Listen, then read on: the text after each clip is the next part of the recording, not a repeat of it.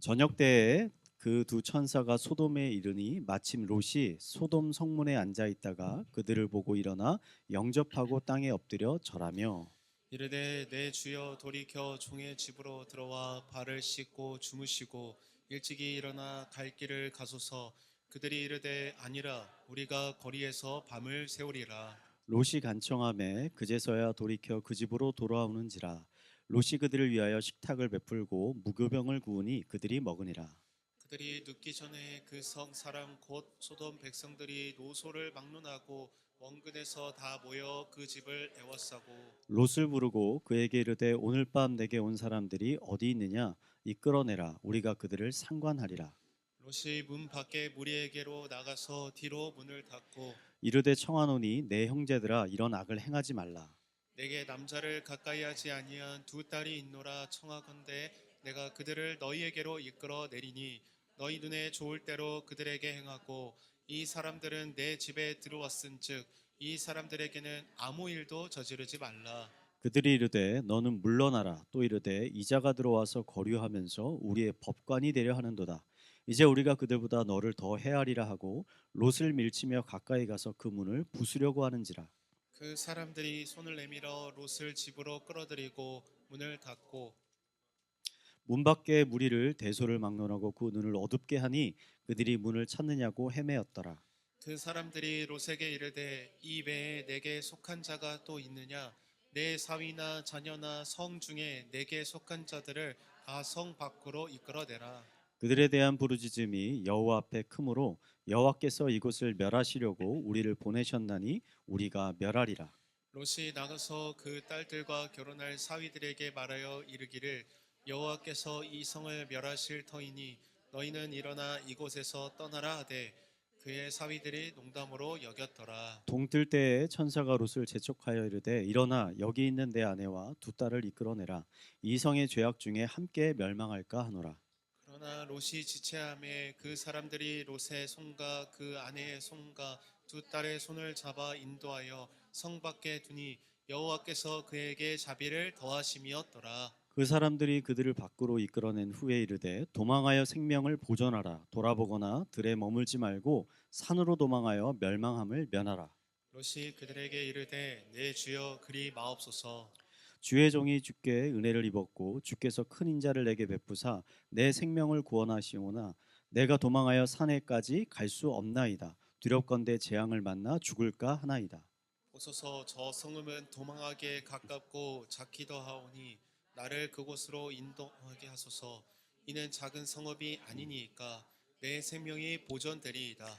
그가 그에게 이르되 내가 이 일에도 내 소원을 들었은즉 내가 말하는 그 성읍을 멸하지 아니하리니. 그리로 속히 도망하라. 내가 거기 이르기까지는 내가 아무 일도 행할 수 없노라 하였더라. 그러므로 그 성읍 이름을 소알이라 불렀더라. 롯이 소알에 들어갈 때에 해가 돋았더라. 여호와께서 하늘 곧 여호와께로부터 유황과 불을 소돔과 고모라에 비같이 내리사 그 성들과 온들과 성에 거주하는 모든 백성과 땅에 난 것을 다 엎어 멸하셨더라. 롯의 롯의 아내는 아내는 뒤를 뒤를 돌아보았으므로 돌아보았으므로 소돔 소돔 기둥이 기둥이 되었더라. 되었더라. 아멘. 아멘. 네. 이스라엘에는 여러분 사해라는 곳이 있습니다. 한자로 해석하면 죽음의 바다라는 의미인데, 그럼 사실은 바다가 아니라 그곳은 호수입니다. 이스라엘 북쪽에 있는 갈릴리 호수로부터 물이 흘러 내려와서 이 사해에 이르게 되는데, 이 사해라는 곳은 지구상에서 지표면이 가장 낮은 곳이라고 합니다. 바로 옆에 지중해가 있는데 이 지중해보다도 300m가 더 낮다라고 합니다. 그러다 보니까 물이 다른 곳으로 흘러가지 못하고 쌓이게 되는 거죠. 그래서 이제 호수가 되어버리고 말았습니다. 지표면이 낮은 것 말고도 특징이 하나 있는데 이 사해 물의 염도가 바다보다도 6배나 높다는 겁니다. 그래서 어떠한 물고기도 살 수 없는 죽음의 호수가 되어 버렸다는 거죠. 그래서 이 호수를 사해라고 이름을 붙인 겁니다. 대신 재미있는 점이 하나 있는데 이 염도가 너무나 높기 때문에 바다보다도 염도가 높기 때문에 이 물의 부력이 굉장히 높습니다. 그래서 사람이 거기 물에 들어가면 물에 가라앉는 것이 아니라 물에 이제 둥둥 뜨게 된다는 거죠. 수영을 전혀 하지 못하는 사람이 들어가도 얼마든지 수영을 하고 놀 수 있는 곳이 이 사해라는 겁니다. 제가 2016년에 성지순례를 갔다가 이 사해에 실제로 이제 들어가 본 적이 있습니다. 물에 들어가 가지고 허리를 쭉 펴면 신기하게 그냥 몸이 물에 둥둥 뜨게 됩니다.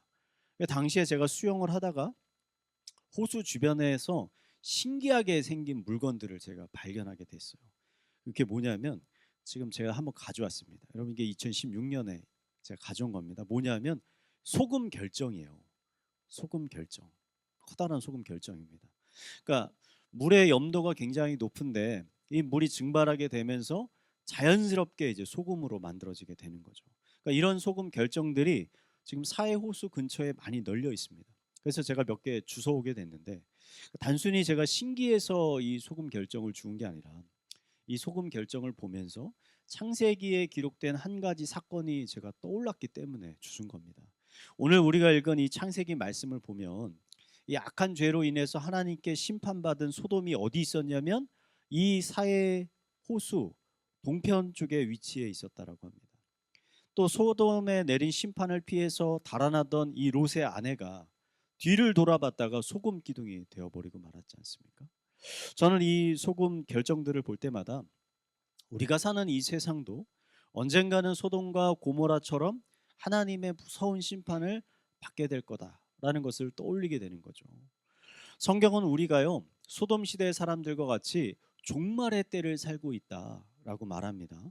저는 오늘 여러분과 이 종말의 때를 살아가는 기독교인의 삶에 대해서 함께 한번 나눠보려고 합니다.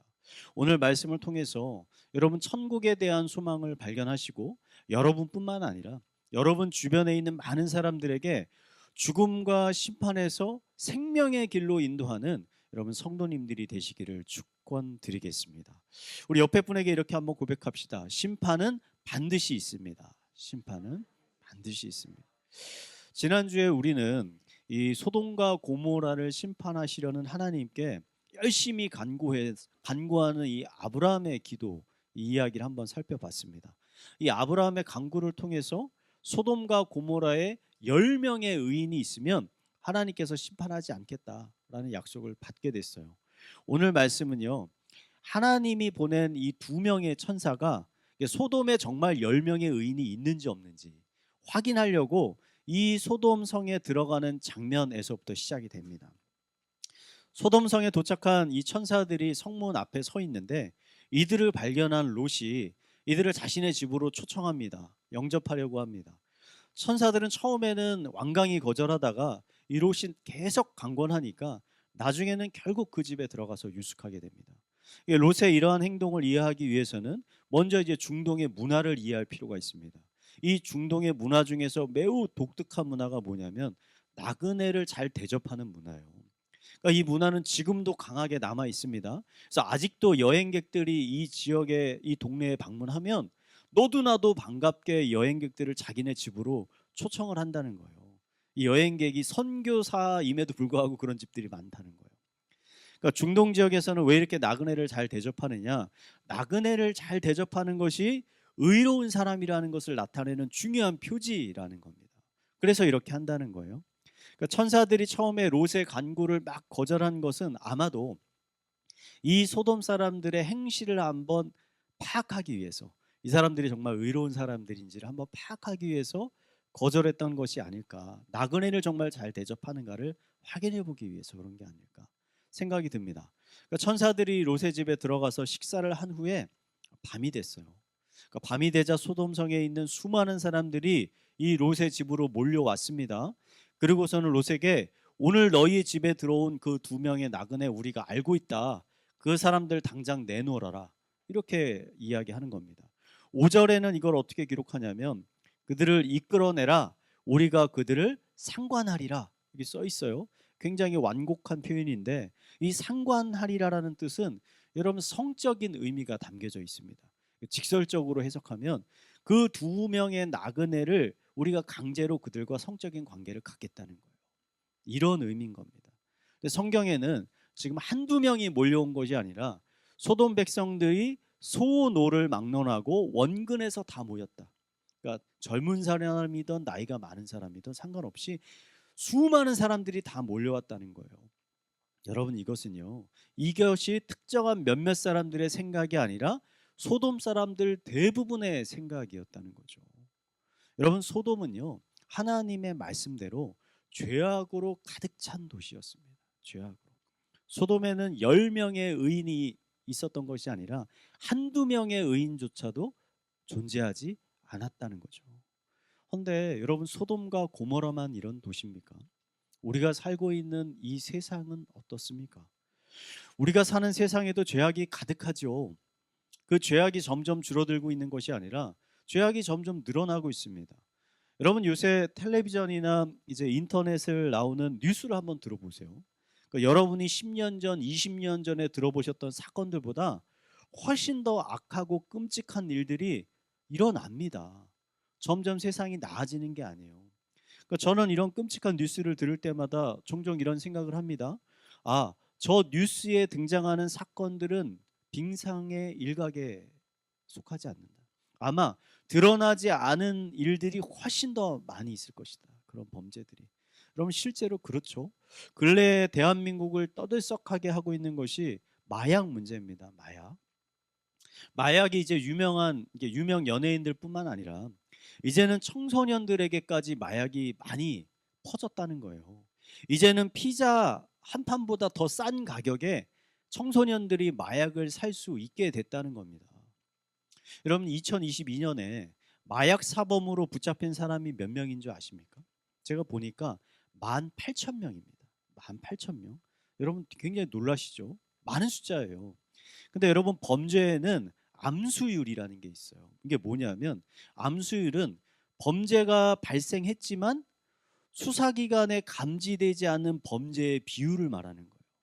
그러니까 범죄를 저질렀는데 들킬 때가 있고 들키지 않을 때가 있는 거잖아요. 그러니까 들키지 않은 범죄를 암수율이라고 그러는 거예요. 근데 이 마약 범죄의 암수율이 몇이냐? 28배라는 거예요. 그러니까 실제로 2022년에 마약을 한 숫자는 18,000명이 아니라 50만 명이라는 거예요.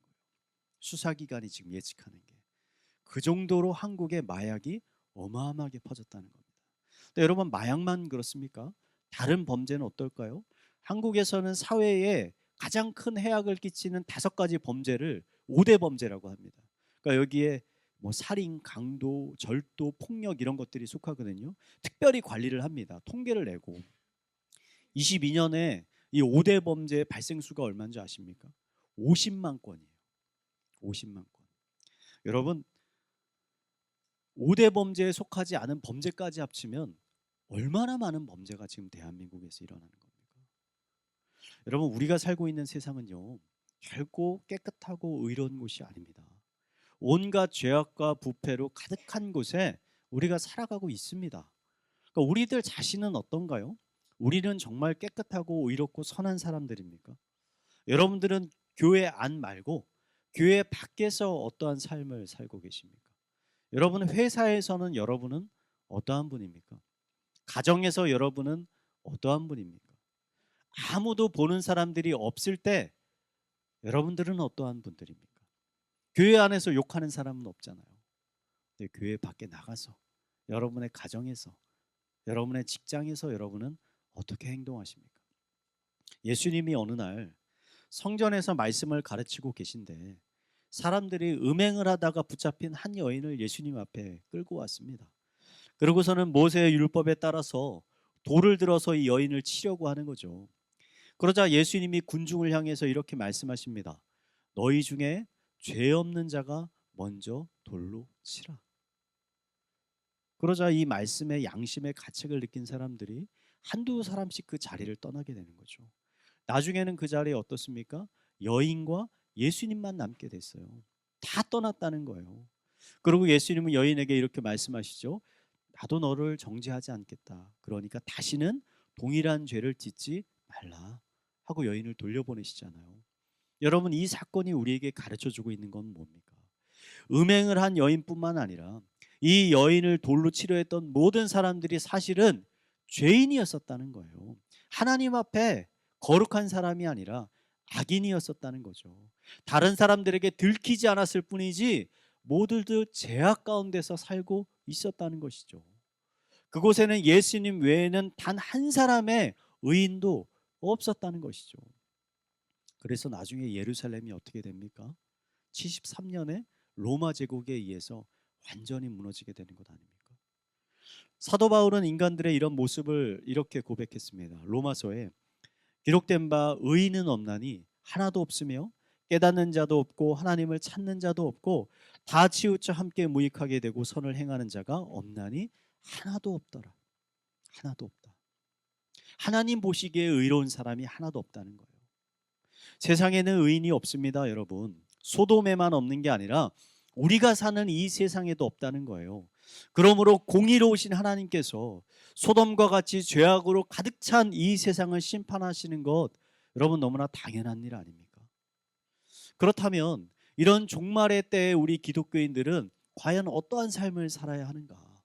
첫 번째, 여러분 심판을 경고하는 삶을 우리가 살아야 됩니다. 상황이 위급해지니까 천사들은 이렇게 롯의 집에 몰려온 사람들의 눈을 어둡게 만들어 버립니다. 앞을 보지 못하게. 그래서 더 이상 롯을 괴롭히지 못하게 합니다. 그러고서는 롯에게 이렇게 말하죠. 하나님께서 곧 이 소돔과 고모라를 심판하실 테니까 너는 빨리 너와 함께하는 사람들을 데리고서 이 성을 탈출해라. 그들을 빨리 이 집으로 이끌라라고 이야기합니다. 저는요, 여러분 이게 종말의 때를 살아가고 있는 기독교인들의 중요한 역할이라고 생각합니다. 심판을 알리는 거예요, 심판을. 여러분 이것은요, 오직 기독교인만 할 수 있는 것입니다. 여러분 기독교인 외에 여러분 누구도 심판에 관해서 이야기하지 않습니다, 세상 사람들. 기독교인을 제외한 모든 사람들은 어떻게 생각하냐면 이 세상이 앞으로 더 좋아질 것이다. 살만한 세상이 될 것이다. 과학기술이 발달해서 현재 인간이 겪고 있는 모든 문제들을 다 해결해 줄 것이다. 이렇게 이야기한다니까요. 근데 여러분, 과학은요, 인간에게 거룩하고 순결한 마음을 주지 못합니다. 아무리 과학이 발달해도 그 과학이 인간을 의로운 삶으로 인도하지 못합니다. 오히려 인간들은 그 과학을 가지고 무슨 일을 합니까? 더 악한 일, 이전에는 상상도 하지 못했던 악한 일들을 하잖아요. 여러분 요새 뭐가 심각한 문제였습니까? 몰래 사람들을 찍어서 인터넷에 올리는 사건들 같은 거. 카메라가 없었을 때는 그런 범죄가 없어요. 근데 카메라가 개발이 되니까 이전에는 상상도 못했던 범죄들을 지금은 저지르게 되는 거잖아요. 여러분 그래서요, 아무리 과학이 발달할지라도 인간은 여전히 죄악 가운데 거하게 됩니다. 그 죄로 인해서 하나님께 심판을 받게 된다는 거죠. 오직 기독교인만 언젠가 이 세상의 끝이 올 것이고 그때 하나님의 무서운 심판이 있다라는 것을 알고 있어요, 기독교인만. 여러분이 아파트의 안전관리 진단 전문가라고 한번 생각을 한번 해보세요. 여러 아파트들의 상태를 살펴보다가 새로 지은 신축 아파트에 큰 하자가 있다라는 걸 여러분이 발견하게 됐습니다. 언제인지는 모르겠지만 분명 그 하자 때문에 이 아파트가 붕괴될 것이라는 걸 여러분이 알게 된 거예요. 그렇다면 여러분 어떻게 하시겠습니까? 아파트 주민에게 가서 그 사실을 알려야 되지 않겠습니까? 이 아파트가 곧 무너집니다. 언젠지는 알지 못하지만 분명히 무너집니다. 하루빨리 다른 곳으로 이사를 가야 됩니다. 탈출해야 됩니다. 라고 이야기하지 않겠습니까? 그런데요, 안타깝게도 수많은 기독교인들이 더 이상 심판에 관해서 이야기하지 않습니다. 하나님은 당신을 사랑하십니다라는 말은 정말 많이 해요. 모르는 사람들도 다 알아요. 한데 하나님께서 이 세상을 죄악으로 심판하실 것입니다 라는 메시지를 더 이상 이야기하지 않습니다. 왜냐하면 사람들이 그 말을 싫어하니까 이야기하지 않는 거예요. 근데 여러분 잘 생각해 보십시오. 성경 66권에 가장 마지막 성경이 뭐죠? 요한계시록이에요. 가장 마지막에 우리에게 전달해 준 메시지예요. 근데 요한계시록의 핵심이 뭡니까? 하나님의 심판이에요, 심판. 하나님께서 사도 요한을 통해서 교회에게 마지막으로 주신 말씀이 심판의 메시지인 거예요. 이 심판의 메시지를 알리라는 거예요. 그러므로 우리들은요, 세상 사람들이 이 메시지를 좋아하건 좋아하지 않건 심판의 메시지를 전할 책임이 있다는 겁니다, 기독교인들. 여러분 꼭 소돔과 같이 하늘에서 불과 유황이 막 떨어져서 모든 것들이 다 불타 없어지는 것만 심판 아닙니다. 히브리서 9장 27절은 이렇게 말하죠. 한 번 죽는 것은 사람에게 정해진 것이요 그 후에는 심판이 있으리라. 모든 인간은 육체의 죽음 후에 하나님의 심판대 앞에 서게 된다는 거예요. 그래서 하나님께 심판을 받게 된다는 겁니다. 그러므로 하나님의 심판에서 제외되는 사람은 이 세상에 단 한 사람도 없다라는 것이죠. 여러분 아멘이십니까? 여러분 그래서요. 이 심판이 빠진 복음은 여러분 온전한 복음이 아닙니다. 심판이 있을 때 오히려 예수 그리스도의 십자가의 희생과 사랑이 더 영광스럽게 빛나는 거예요. 그걸 위해서 예수님께서 죽으신 거니까. 그러므로 우리 주변에 있는 이웃들에게 우리가 복음을 전할 때요. 우리는 단순히 하나님이 당신을 사랑하십니다 라고만 전해서는 안 돼요. 하나님께서 이 세상을 죄악으로 심판하실 것입니다. 하지만 하나님이 당신을 사랑하셔서 그 심판 가운데서 당신을 구원하시기를 원하십니다 라는 메시지를 전해야 된다는 거죠. 예수님께서 사역을 시작하시면서 여러분 가장 먼저 말씀하신 메시지가 뭔지 아십니까? 회개하라 천국이 가까이 왔느니라. 여러분 이 말은 뭐하고 똑같은 거냐면요. 회개하라 하나님의 심판이 가까이 왔느니라. 하나님께서는요. 심판의 메시지를 통해서 믿지 않는 사람들의 심령을 어떻게 만드십니까? 겸손하게 만드세요. 겸손하게. 또 그것을 통해서 구원의 하나님을 만나게 하신다는 거죠. 우리 옆에 분에게 이렇게 고백합시다. 심판의 메시지를 전합시다 라고. 그런데 여러분 안타깝게도 많은 사람들이 이 심판의 메시지를 좋아합니까? 싫어합니까? 싫어합니다. 대부분의 사람들은 이 메시지를 거부하고 무시합니다. 천사의 말을 들은 롯이요. 당장 우선은 자신의 부인과 두 딸에게 이 사실을 알립니다. 그리고서는 이 두 딸에게 결혼할 사위들이 있었어요. 정혼한 사위가. 그 사위들에게도 가서 이 이야기를 하는데 그 사위들의 반응이 어떠냐면 롯의 말을 농담으로 받아들였다. 이렇게 써 있어요. 롯의 말을 가볍게 생각했다. 절대 그런 일이 일어나지 않을 것이라고 여겼다는 거예요. 그래서 롯을 따라가지 않고 소돔에 그대로 남아 있었습니다. 여러분 많은 사람들이요. 이 심판의 메시지를 우습게 생각합니다. 종교에 사로잡힌 사람들의 망상이라고 생각을 합니다. 우리가 여러분 이 아파트 위험합니다. 이 아파트 반드시 무너질 것입니다. 라고 이야기하면 많은 사람들이 이렇게 말해요. 이 아파트는요. 최신 기술로 지어진 튼튼한 아파트입니다. 절대 무너지지 않습니다. 아무리 큰 지진이 와도 안 무너진다니까요. 당신이 정말 전문가라고요? 다른 전문가들의 이야기를 들어보니까 다들 괜찮다고 하는데 왜 당신만 문제가 있다라고 이야기합니까? 난 당신보다 다른 사람들의 전문가들의 말을 믿겠습니다. 내가 이 아파트 들어오기 위해서 얼마나 열심히 일을 해서 돈을 모았는지 아십니까? 그동안 노력했던 그 노력이 아까워서 절대 저는 이 아파트 포기 못합니다. 절대 안 나갑니다. 여러분 이것이 심판의 메시지를 대하는 세상 사람들의 이 태도예요. 근데 소돔 사람들이 딱 그랬어요. 롯의 두 사위도 그랬다는 겁니다. 그래서 결국에 어떻게 됐습니까? 소돔에 하나님의 무서운 심판이 임했고 소돔 안에 있는 사람들이 모두 비참한 최후를 맞게 됐어요. 많은 사람들이요. 인생의 끝이 오기 전까지는 죽음이 자신에게 임박하기 전까지는 이 심판의 메시지에 대해서 깊이 생각하지 않습니다. 자신과 아주 먼 일이라고 생각해요. 먼 후의 일. 심판이 있을 수도 있지만 그건 지금은 아닐 거야. 나는 지금 몸이 건강하고 직업도 좋고 돈도 어느 정도 있어서 나의 삶은 안전해 보이는데 당장 내 삶에 무슨 일이 일어나겠어? 정말 하나님이 계신지는 잘 모르겠지만 심판이 있을지 잘 모르겠지만 나중에 여유가 생기고 시간이 되면 그때쯤 한번 내가 고민해 봐야 되겠다. 이런 생각 많이 하지 않습니까? 또 여러분 정말 그럴까요? 저희 장모님은요. 56세의 비교적 젊은 나이에 암으로 돌아가셨어요. 제가 결혼하기 전에 돌아가셨어요. 그 유골을 양평에 있는 기독교 추모 공원에 모셨거든요. 그래서 가족들과 1년에 한두 번씩 그 추모공원을 찾아갑니다. 제가 처음에 추모공원을 찾아갔을 때 이 장모님의 봉화남 근처에, 여러분 많이 가보셨죠? 봉화남 근처에 빈자리가 굉장히 많았어요. 근데 제가 몇 년에 걸쳐서 방문을 하다 보니까 그 빈 곳들이 이제 하나둘씩 채워지는 겁니다. 그래서 제가 가서 그 빈 곳에 누가 채워졌는지를 자연스럽게 보게 되잖아요. 근데 놀랄 때가 너무 많아요. 이 고인들 중에 젊은 사람들이 너무 많아요. 나이 든 분들만 와 계신 게 아니에요. 중고등학생, 청년, 심지어 초등학생들도 있어요. 거기에. 여러분, 이 세상에요, 자신의 삶이 언제 어디에서 끝나는지 아는 사람 한 사람도 없습니다. 세상에 오는 것은 순서가 있죠.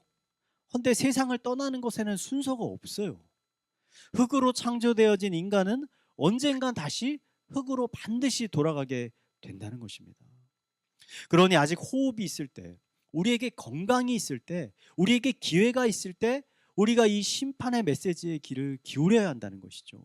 우선 우리들 스스로가 이 심판을 준비하는 삶을 살아가야 되고, 그 다음에 우리 옆에 있는 가족과 친척과 이웃들에게 이 심판의 메시지를 알려야 된다는 거죠. 비록 그들이 지금 그 메시지를 무시하고 거부할 수 있지만 우리는 포기하지 않고 계속 그 메시지를 선포해야 한다는 것입니다. 여러분, 아브라함이 하나님께 지속적으로 간구했잖아요. 몇 명만 있으면 살려주세요. 몇 명만 있으면 살려주세요. 간구했던 것처럼 지속적으로 우리의 친척과 우리 지인들을 위해서 우리가 기도해야 되고요. 동시에 오늘 롯과 같이 우리의 입을 열어가지고 심판의 메시지를 직접 전해야 한다는 것이죠. 분명 누군가는 여러분의 기도와 전도를 통해서 이 심판을 피해서 새로운 생명을 얻게 될 것입니다. 아멘이십니까? 우리 옆에 분에게 이렇게 고백합시다. 당신을 통해 누군가 생명을 얻게 될 것입니다.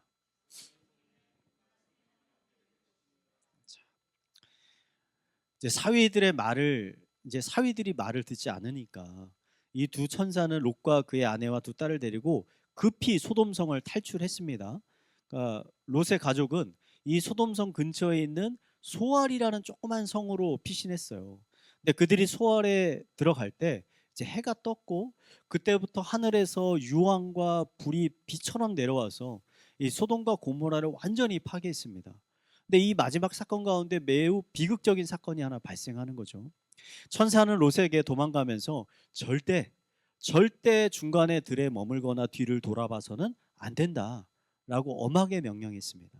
그러니까 롯과 두 딸은 뒤를 돌아보지 않았는데 롯의 아내는 이 천사의 말을 어기고 뒤를 돌아보게 됐어요. 그러자 롯의 아내는 소금 기둥으로 변해버리고 말았습니다. 그러니까 이 사건이 우리에게 전달하고자 하는 메시지는 뭘까? 우선은 우리는 이런 질문을 던져볼 수 있겠죠. 그러니까 롯의 아내는 왜 뒤를 돌아봤는가? 왜? 저는 롯의 아내가 천사의 이런 엄한 경고에도 불구하고 뒤를 돌아본 것은 이 소돔에 대한 미련이 남아 있었기 때문이라고 생각합니다. 그 미련이 정확히 무엇인지는 알 수 없죠. 야밤에 갑자기 남편을 따라 나왔기 때문에 중요한 귀중품들을 미처 챙기지 못해서 그것에 대한 아쉬움일 수도 있고, 소돔에서 지금 동안 알고 지내던 사람들과 갑자기 헤어지는 인사도 못하고 나와서 그것 때문에 아쉬울 수도 있고, 그동안 소돔에서 누리던 평안하고 풍족한 재미있는 생활을 그리워하는 마음에 뒤를 돌아봤을 수도 있습니다. 정확한 이유는 알 수 없지만 분명한 것은 롯의 아내는 소돔에 대한 미련을 가지고 있었다는 거예요. 그러니까 천사가 심판을 피해 탈출하는 가운데 뒤를 돌아보지 말라는 것은 무엇입니까? 앞으로 이 소돔에 대한 어떠한 미련도 갖지 말라라는 메시지를 그들에게 전하는 거죠. 저는 앞서 우리가 살고 있는 이 땅이 소돔과 같다라고 말씀드렸어요. 소돔과 같기 때문에 언젠간 이 세상도 하나님의 심판을 받는다. 여러분과 저는 어떤 사람이냐? 이러한 경고를 듣고 지금 소돔성을 탈출하고 있는 롯의 가족과 같은 사람들이에요. 근데 여러분, 소돔성을 탈출하면서 이런 사람들에게 가장 위험한 게 뭔지 아십니까? 이미 탈출한 소돔에 대해서 다시 미련을 갖는 거예요. 미련을 갖는 거. 여러분, 집에 불이 났는데 불이 났을 때 가장 위험한 게 뭔지 아세요? 탈출하는 게 아니에요. 탈출한 후에 내가 집에 그거를 놓고 왔는데, 내가 금덩이를 놓고 왔는데, 내가 돈을 놓고 왔는데, 저거 내가 다시 가지러 가야 되는데, 여러분 이게 위험한 거예요. 다시 돌아갔다가 그 불에 타 죽는 거죠. 예수님은 제자들에게 이렇게 말씀하셨잖아요. 나를 따라오려거든 현재 내가 가지고 있는 모든 것들을 내려두고 나를 따를 것이라. 쟁기를 지고서 뒤를 돌아보는 자는 천국에 합당하지 않다라고 말씀하셨잖아요. 여러분 세상이 주는 편리함과 풍족함과 재미와 쾌락 이런 것들을 우리가 계속 미련을 두는 사람은 하나님 나라에 합당하지 않다는 거예요. 그 대표적인 인물이 예수님의 제자였던 가롯 유다 아닙니까? 여러분 유다는 예수님이 제자가 되겠다고 처음에 모든 것들을 다 내버려 두고 쫓아갔어요. 근데 결국엔 유다가 돈에 대한 이 유혹을 미련을 내려놓지 못했다는 거죠. 그래서 나중에는 은 30에 예수님을 제자상들에게 팔아버리는 것 아닙니까? 그러고서 그 사람은 어떻게 됐습니까? 그 죄책감에 못 이겨서 목을 매달아 자살을 했잖아요.